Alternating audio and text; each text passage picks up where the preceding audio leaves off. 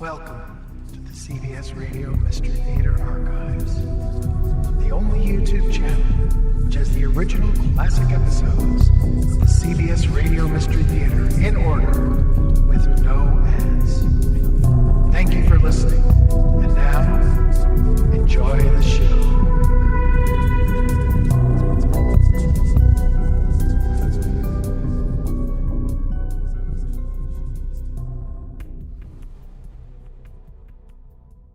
The CBS Radio Mystery Theater presents...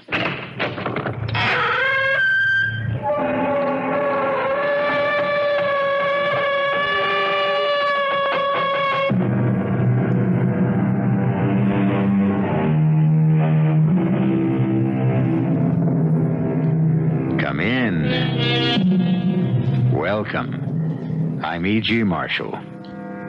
From almost the beginning of time, the tellers of tales have been fascinated by the story of the being who leaves this life, makes a short trip to the regions of the dead, and then tries to find his way back again into the land of the living. Not always an easy thing to do.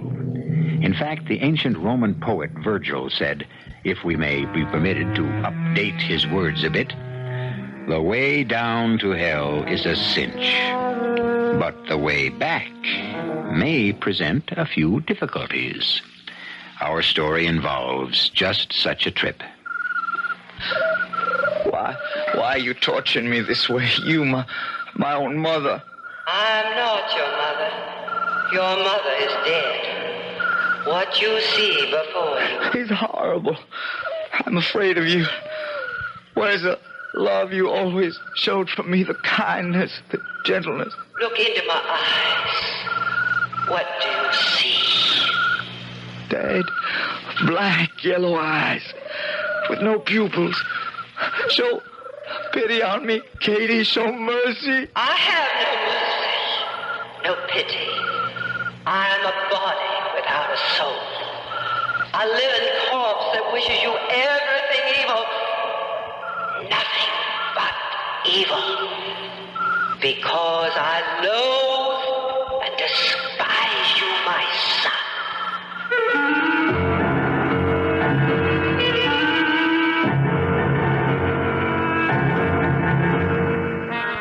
Our mystery drama, The Death of HALPIN FRASER, is based on the classic short story by the celebrated American author Ambrose Bierce. It was adapted and especially written for the Mystery Theater by Arnold Moss. It stars Michael Wager. It is sponsored in part by imported Vigna Rosé wine. I'll be back shortly with Act One.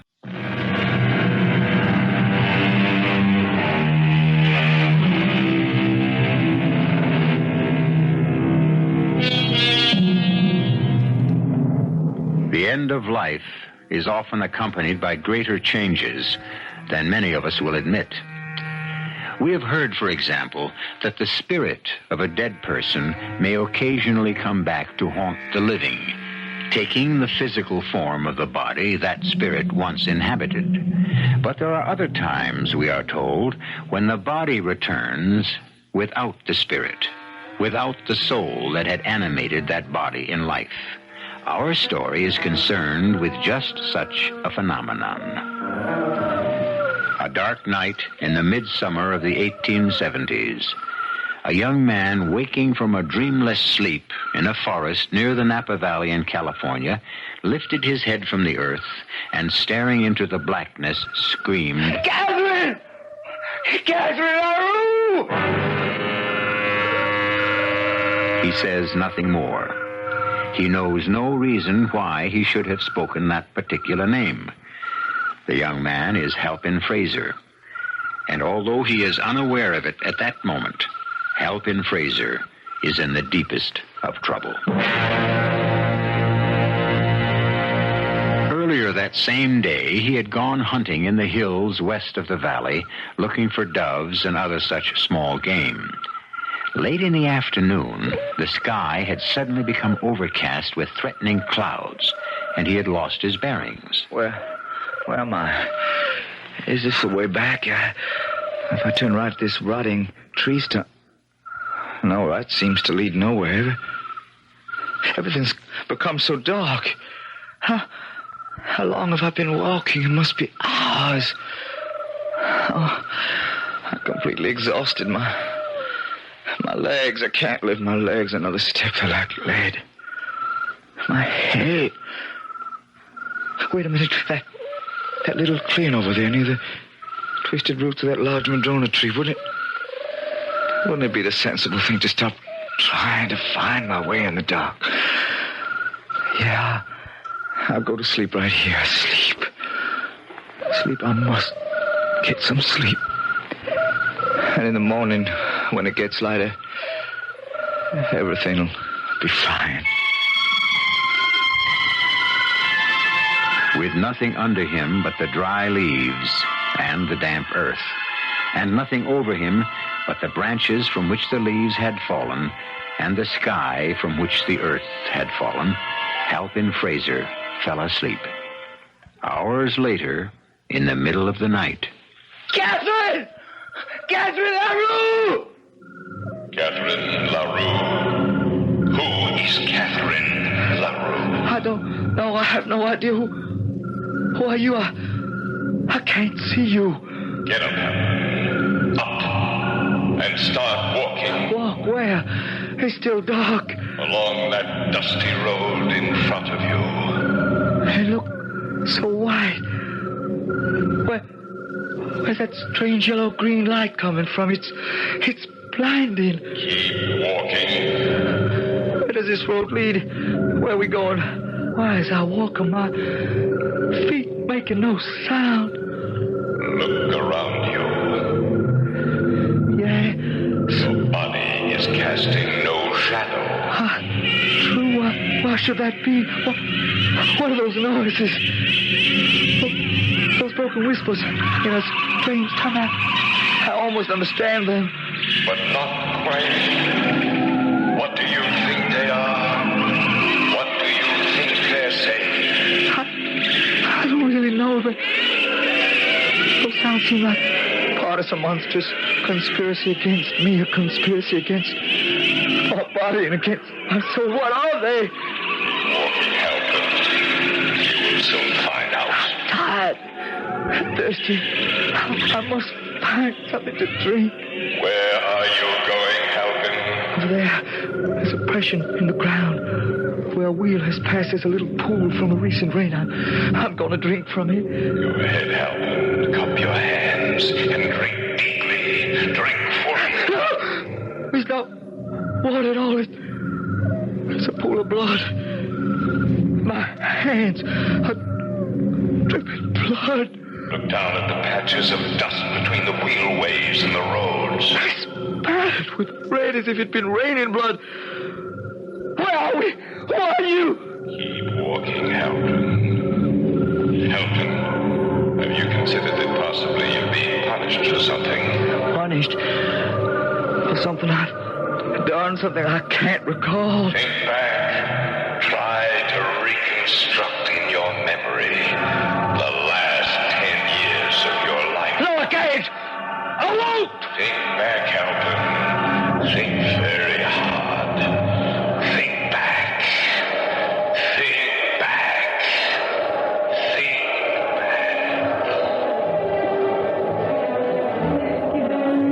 Halpin, it would seem your mother has done it again. Her party tonight is surely the peak of the Nashville social season. Mother certainly does know how to give a party.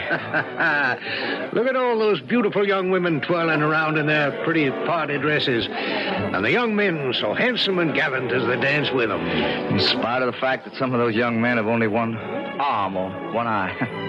Thanks to bleeding their hearts out at places like Chickamauga and Bull Run. Now, that's all past, son. We mustn't think back. Besides, we can be grateful that, thanks to some of my good friends, you were spared the worst dangers of the battlefield. How well I know, Father. Will you just take a look at old Ben Ashford cavorting around on the dance floor with that handsome young lady? Spry as a man half his age.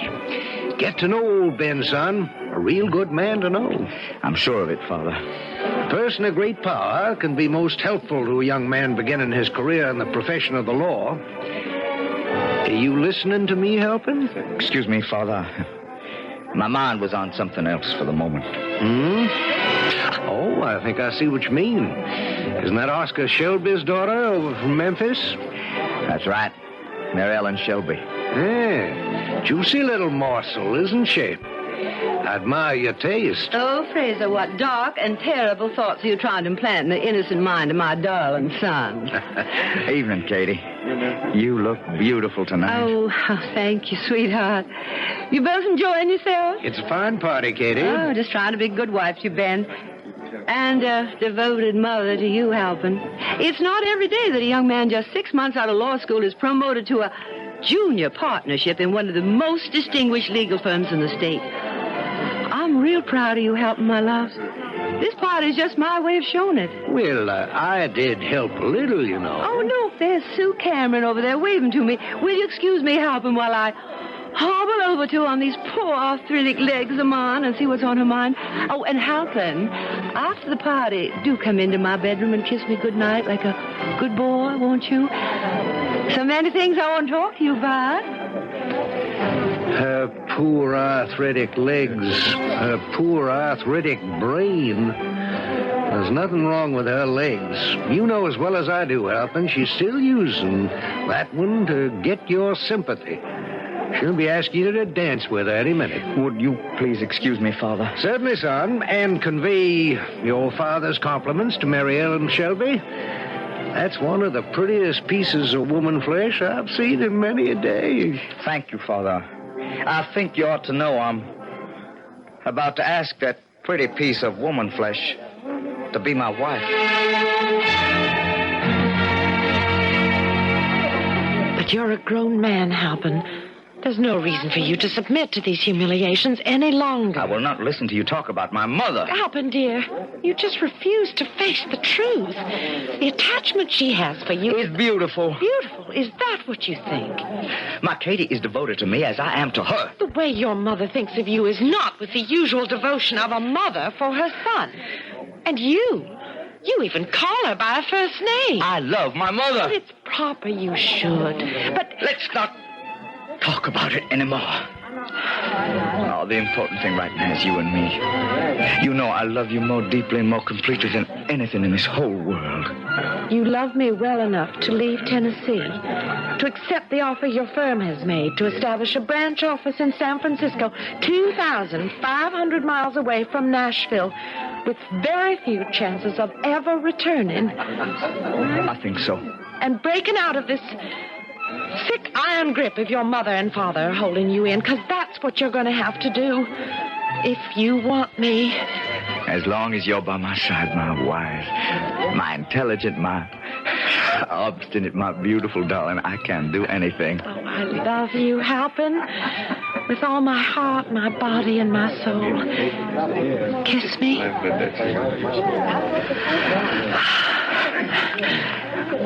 I'll tell Mother my decision tonight, after everyone's left. Oh, there you are, you two naughty children, hiding away from the rest of us. Oh, not really, Katie. We thought we'd sit this one dance, right, Mrs. Fraser?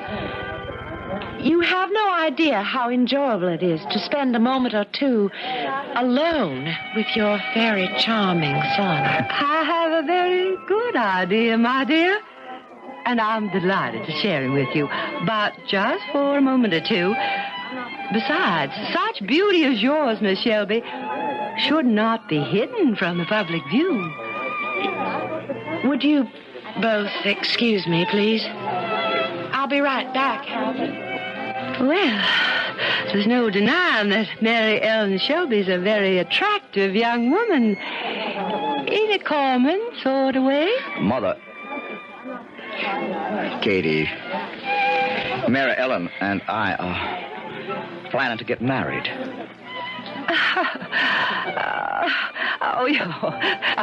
You can't really mean that, Halpin. I do, Katie. I've asked her to marry me. Oh, but you're still a child. How can you be thinking about marriage? I am 22, Katie. Exactly. Have your little fun, I say, if you must, but marry? Oh, in heaven's name, why not? Well, you're just beginning your career as a lawyer. A career that promises to be a brilliant one.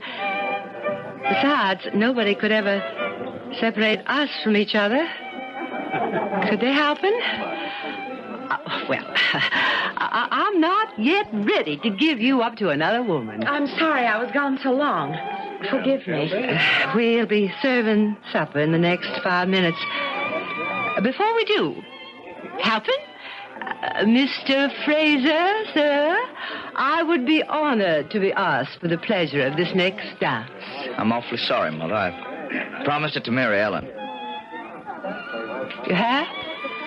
And the dance after that. And the one after that. You've made a fine beginning, Halpin. Keep thinking back and keep walking straight ahead, straight through this archway, this tunnel of overhanging trees. Oh, twisted yellow vines are blocking my way. They're catching me at the throat, choking me. Just follow the glare of that greenish light ahead of you at the end of the tunnel. You haven't far to go. Just a few more steps, Halpin. Halpin Fraser. Mother. We meet again, Halpin. I told you we would. It's taken a long time. Such a long time since they placed me in my grave. We read that the grave unites us all. The grave, where even the great find rest. That small piece of the churchyard that fits every one of us. And for most, a grave gives comfort. But for some, as we are about to see, the grave becomes a place of unrest rather than a place of rest. I'll return shortly with Act 2.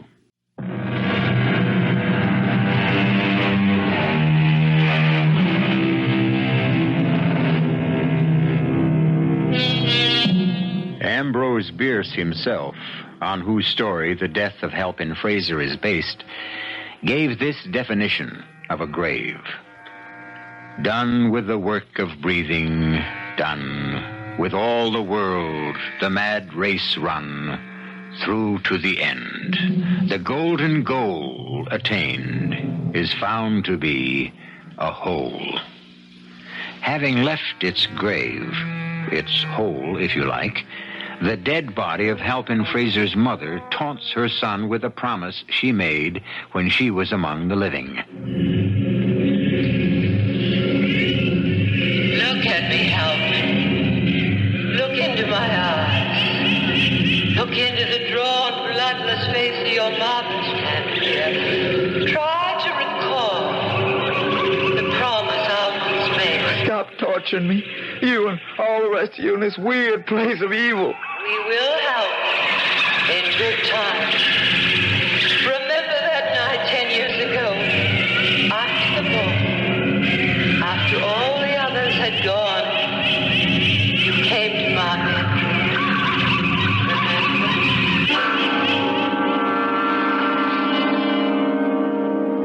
Remember? Sit closer to me, Halpin. Here, near the head of the bed. Now, be a darling, and massage the back of my neck the littlest bit. Gently, lovingly, as long as you can. Oh, Katie, your hair's so long and so beautiful. And it smells so sweet. Oh. How's that? Feel good? Oh, wonderful, sweetheart. Wonderful. Your fingers are so strong. I'm beginning to relax for the first time in days. Katie, would you greatly mind if I decided to move to California, to San Francisco? I'm not sure I understand you, son. My firm has asked me to set up a new branch in California. They think there can be a great future there for the company and for me. Surely you never go. Oh, well, you don't mean you seriously think of moving away from Nashville forever? Oh, possibly. And Mary Ellen would go with me as my wife. I just never thought you'd have the heart to do this to me, Halpin. Not after all we've been meant to each other. Send us away with your blessing, Katie. It's the best way. Well, all last night, I lay awake, tortured by this miserable, painful arthritis, my fingers, my legs. And by the light of the full moon that was pouring in through the window, I kept staring at that portrait of you on the wall over there. Katie, please. Now, don't interrupt me. There you were, as you are now, young, strong, handsome. And as I gazed at that painting, a mist, a cloud of some kind seemed to cover over your beautiful features, to cover your face completely. As I looked, I realized it had been painted as if a thin cloth had been placed over your sweet face. The kind of cloth is placed over the features of a corpse. Oh, Katie, that's ridiculous. Look at that painting now. Now, you must not laugh at me. As I continued to study the painting, I saw below the edge of the cloth the dark blue marks of fingers on your throat. As if you had been strangled to death. Mother, why do you tell me this? Now, what is that supposed to mean? It means that you may never go to California. Katie, dear, that doesn't make sense. Well, I can hardly bring myself to say this. But if you go, somehow you will meet your death there in the next few years. By strangulation. Now, don't you take it lightly. I know what I'm saying. You take me with you. Oh, I'd be so little trouble. I hear they have fine medicinal springs over there. And in California, I could get better, and I could take care of my little boy. See that nothing evil ever happens Katie, to him. you listen to me. You will be killed if you leave me. So will the Shelby girl. And I will die, too. Katie, Mary Ellen and I have decided we are leaving in a week. Well, in that case, I suppose there's nothing for me to do except give you the blessing you asked for. Thank you, Katie. Well, as a wedding present for your wife, I'll give her the brooch I wore tonight at the party. Grandma's pink coral brooch? And her mama's before her. Been in the family almost 200 years. And for you, well, go over to my dresser and open the top drawer on the right. You see anything unusual? This hunting knife? That's for you. My papa's pearl-handled hunting knife, forged out of the finest Toledo steel. And take that little portrait of me in the gold frame, too. Oh, thank you, Katie. You are most generous as well as understanding. Mary Ellen will be pleased, and I am most grateful. Kiss me good night, Halpin. Good night, my darling Katie. No matter where you go, no matter what may happen, I promise you that you and I will surely meet again. Sometime, somehow, someplace.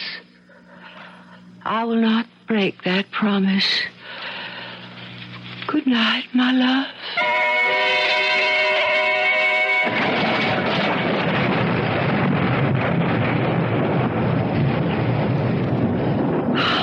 Oh, you coming to bed soon, Halpin? On my way, Mary Ellen. Oh, all right. In all the years we've been in California, this must be the worst. Glad I didn't have to try to get around the streets of San Francisco tonight. What's that you've been reading? Oh, a little thing I picked up at the bookshop this afternoon by a 16th century English theologian. For greater change is wrought by death than hath been generally believed, whereas in general the spirit of a dead man cometh back upon occasion, yet it hath happened that the body without the spirit hath sometimes walked. What kind of morbid nonsense is that? Listen to the rest.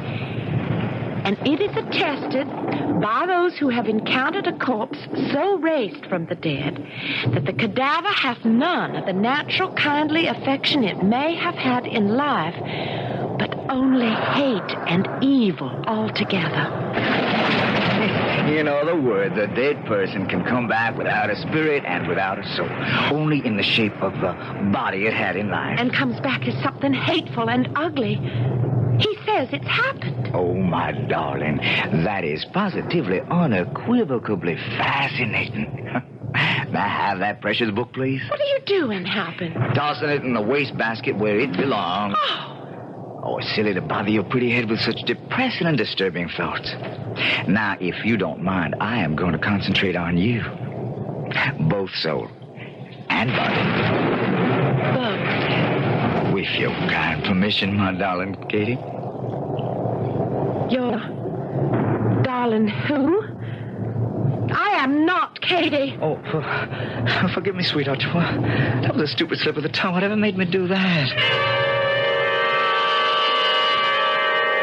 And so, my dear son, on Sunday last, your darling mother and my beloved wife passed on to her Maker. She was buried, of course, in the family cemetery here in Nashville. A pity you could not have been with her at the end.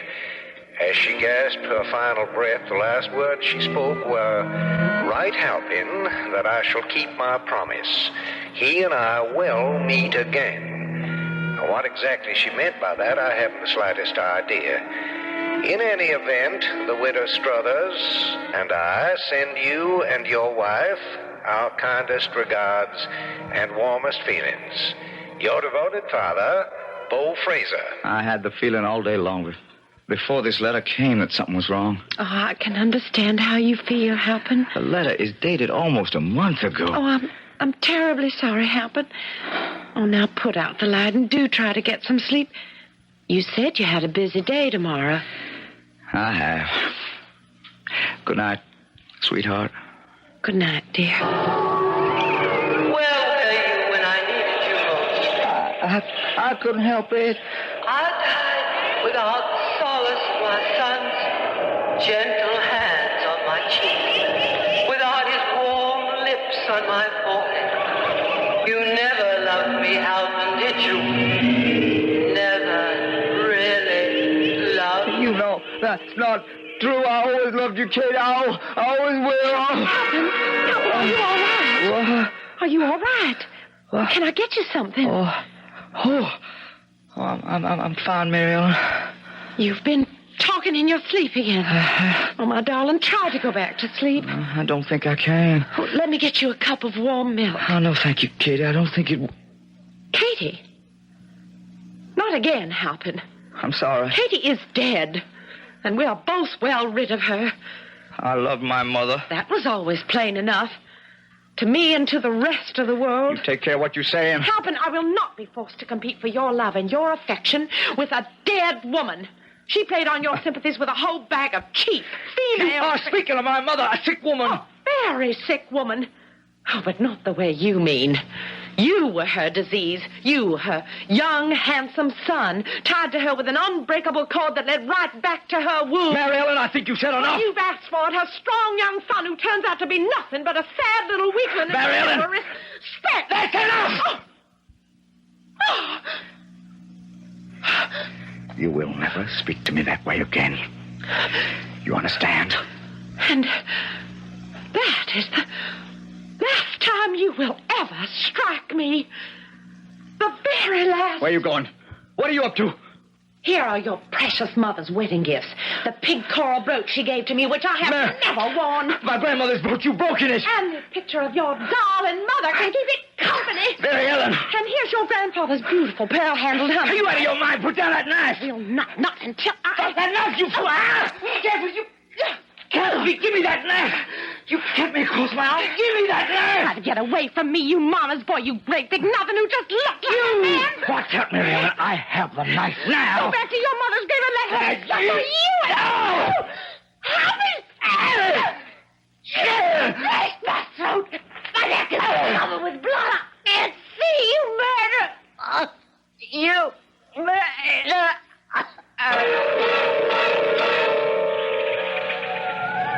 Remember that night, Hal?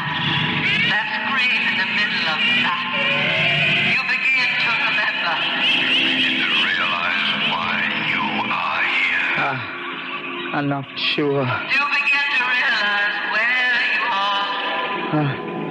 I think I may back too. A place to which few of us return. Time you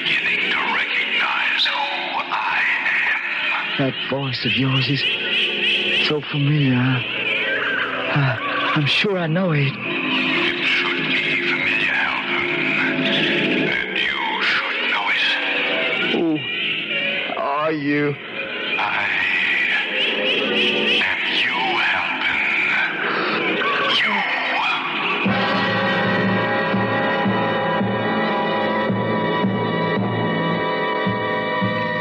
It would seem that Halpin Fraser is being exposed to what we might call cruel and inhuman punishment. Cruel? Maybe. Inhuman or unhuman? No question. Will this unusual form of punishment come anywhere near fitting the crime?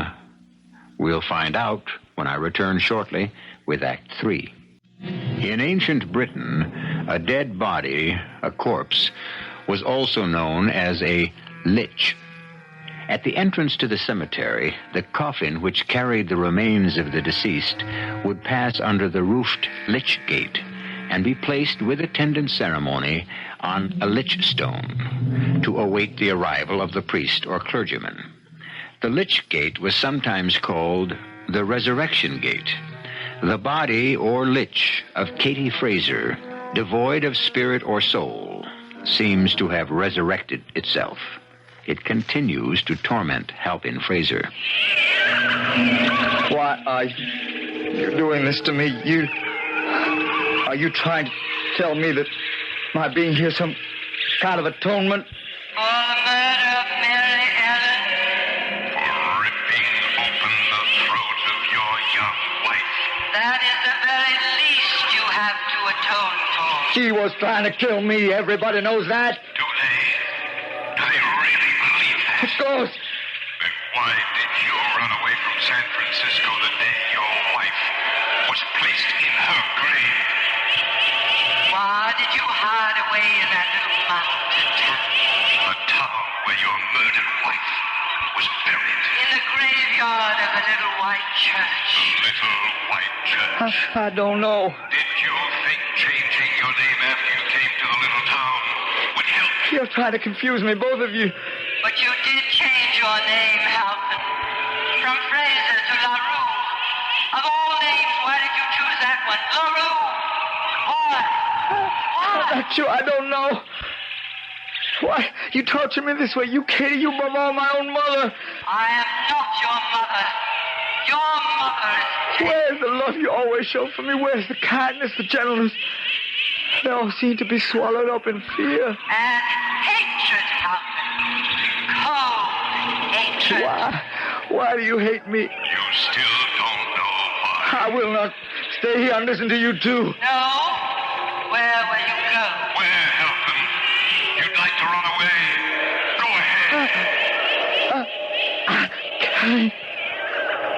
I feel like lead, as if they were glued to the ground. They won't move. Run your arms, your hands, your fingers. I can't move them either.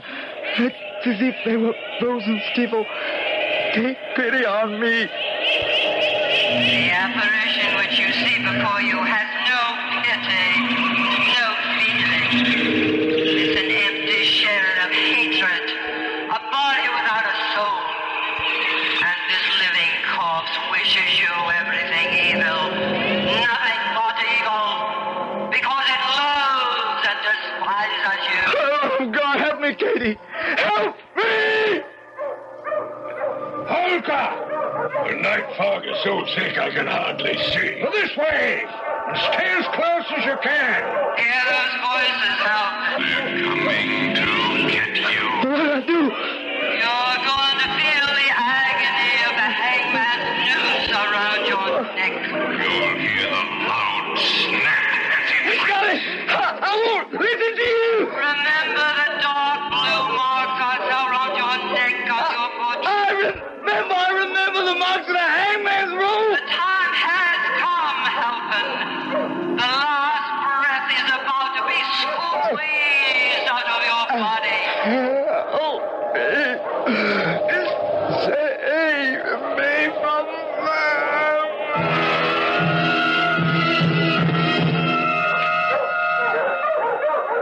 How much further? Geraldson. Little white church, no more than half a mile. There's no graveyard next to it. Imagine 2 grown men, you a county sheriff, and I a big city detective walking along a road on a miserable, foggy morning like this, where you can't see your hand in front of your face, on their way to a little country graveyard. You know, I didn't get you here armed all the way from San Francisco just for a pleasant walk. There is the matter of a $500 reward for the capture of wife killer, Mr. HALPIN FRASER, most recently known as LaRue. Every night, he comes to the old deserted graveyard with the little white church. Well, that's where they buried his wife. Couldn't you fellas have sense enough to suspect that he might sometime come back to pay a visit to our grave? Well, in fact, we figured it'd be the very last place he'd return to. He's been there every night for the last 3 weeks, and often stays till dawn. He's armed. Matter of fact, one night last week, he took a shot at me. If we can take him, half the reward is yours, of course. How much further? A couple of 100 yards or so. Hold it a minute. Look at that strange light ahead of us. Even through this thick fog, kind of sickly, greenish yellow light. Could that be him? They found something. Don't move! All right, let's go. Follow me into the graveyard and watch your step. Right behind you. Just past this broken gate. All right. Quiet down, boys. Quiet. Well, there's nothing here. I've never seen anything like this in my life. You'd never even know these were graves. Just discolored stones and a few rotting boards leaning at the craziest angles. Some of the folks who live near here call it the village of the forgotten dead. There's that strange light again. Like a green ball of light swirling around in space on its own axis. Seems to be beckoning to us. Shall we go see what it is? Careful. Let's push our way through this growth of young trees. The dogs are onto something. I don't see anything yet. Well, let's follow that light. What on earth are they after? Mr. Holker. Look over there. The body of a man lying on top of a grave. On his back. Legs wide apart. One stiff arm reaching up into the air as if to push someone away, and the other near the throat. Both hands tightly clenched. It's beginning to disintegrate. He's been dead for weeks. Until we can file a formal report with the county coroner, let's make note of what we've got here. Oh, I've got a notebook and a pencil. Good. Now take this down. Attitude of the deceased indicates desperation and resistance. To what? Look here. Here's a shotgun, a mesh game bag, remains of 2 birds. And now write this down. Evidence of furious struggle. The throat and face deep purple in color, almost black. The neck bent backwards, the eyes staring, ready to burst from their sockets. The lips dry and cracked open. The protruding tongue, black and swollen, throat covered with contusions. Not just finger marks, but bruises and lacerations. I'll bet $5 this was done by Fraser, the man we're looking for. You better save your money, Geraldson. Look there at his feet under those leaves. Little red leather notebook with the initials HF on the cover. Anything in it? Something scrawled in red ink. Hardly legible. Red ink? With some kind of crude writing instrument. Can you make it out? I, HALPIN FRASER, most recently known as HALPIN LaRue. LaRue being my mother's maiden name. Admit to the murder of my wife, Mary Ellen Fraser. I'm now about to face my own death. Death by strangulation. Well, I guess that settles the identity of the body. Now, how would he know he was going to be strangled and still be able to write about it? I'm just reading what's written. Well, let's clear away some of the weeds in front of the headstone. Mary Ellen Fraser. He was murdered on his own wife's grave. Let's get the coroner up here right away. What did you step on? Wooden board from the head of a grave, fallen on the ground. Well, can you make out the lettering on the board? Just barely. Paint's faded away and part of the board's rotted off. Let's see. It says, here lies Catherine LaRue, F.R.A. That's all there is of the name. Born January 29. Can't make out the year. Died June 13, 1874. Nashville, Tennessee. Nashville? Well, what on earth is the headboard of a grave in Nashville, Tennessee? A whole continent away. Doing here in a graveyard in the Napa Valley of California. I wouldn't know, Mr. Holker. I wouldn't know.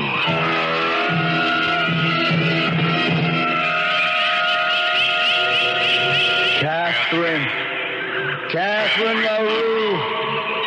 Catherine LaRue. Yes, Halpin. Here I am. I've traveled a long way. A lonely way. You and I, Kitty. We're together again. Together as we once were. It's taken time. But at last you and I are one again, Halpin. One again. You two are a body without a spirit. A body without a soul. Unloved. Unloving. Uncared for. Uncaring. But we are together again. Aren't we, Halpin? My son.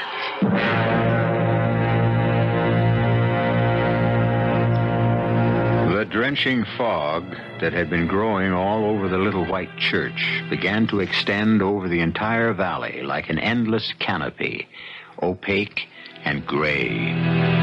The birds sat like silent ghosts in their hiding places, and two lost, abandoned souls found themselves united in an eerie graveyard, united in hatred, bitterness, and spite. I'll be back shortly.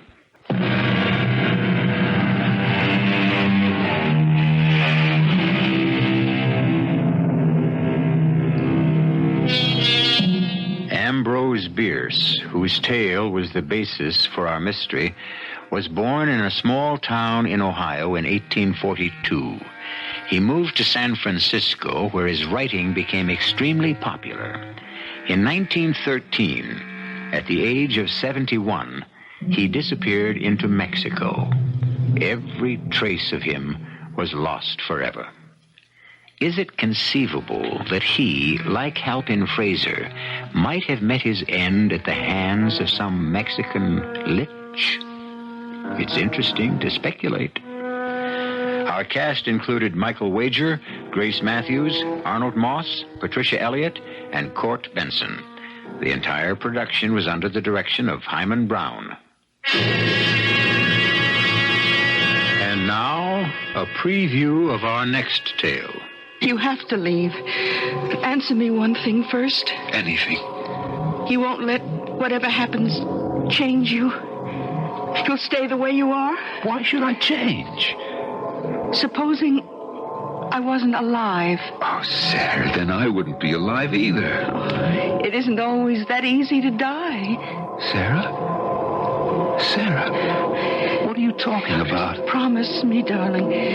If anything happens, just keep on being my same loving, kind, gentle Alvin. What crazy talk is this? I'm Alvin Freiberg. I'm 30 years old.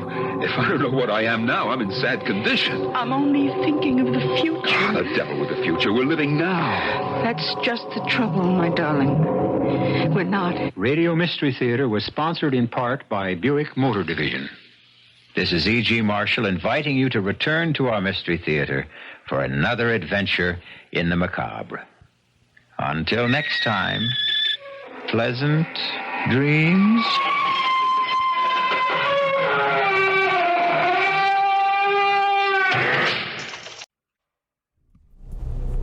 I hope you enjoyed this episode of CBS Radio Mystery Theater.